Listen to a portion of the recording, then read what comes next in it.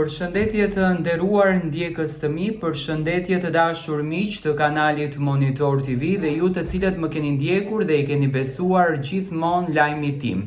Do të ndaloj të flas për Luizelin. Luizeli sot në Instagram ka publikuar një të vërtetë që unë e kam folur para një viti që Luizi nuk ka qenë fare një personazh i cili mund të bënte një vepër të tillë. Por nga mlefi, nga urrejtja, nga inati, nga xhelozia që njerëzit kanë patur për Luizin, për suksesin e Luizit, janë munduar në të gjitha mënyrat e mundshme që të denigrojnë dhe të njollosin imazhin e tij.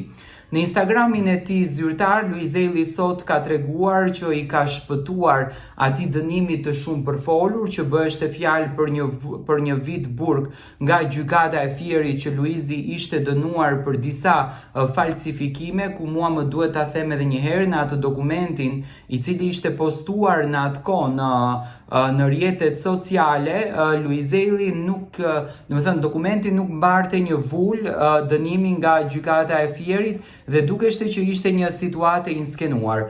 Luizeli ka folur në Instagramin e tij duke u treguar të gjithë shqiptarëve për atë lajm që u munduan në fakt disa portale ta njollosin imazhin e tij, u munduan disa portale ta nxjerrin sa më shumë keq Luizin, duke besuar në drejtsinë, duke besuar në Zotin. Zoti është ai i cili vërtet di të bëj vepra të bukura dhe di të bëj vepra të mira dhe Luizelit ja nxori të vërtetën në paqe. Luizi është i pafajshëm dhe nuk ka asnjë lloj lidhje me këtë ngjarje në të cilën ka ndodhur.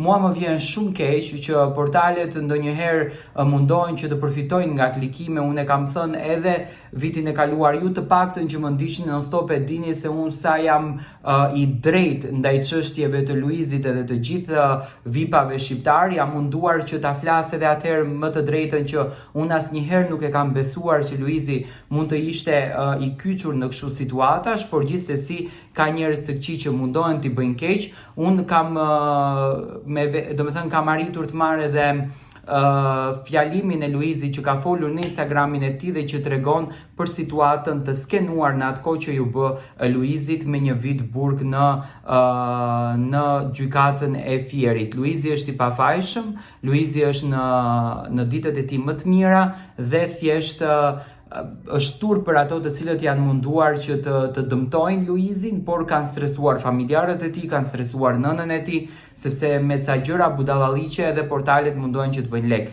Kjo është e vërteta e Luizit, kjo është vërtet që ju do ta dëgjoni.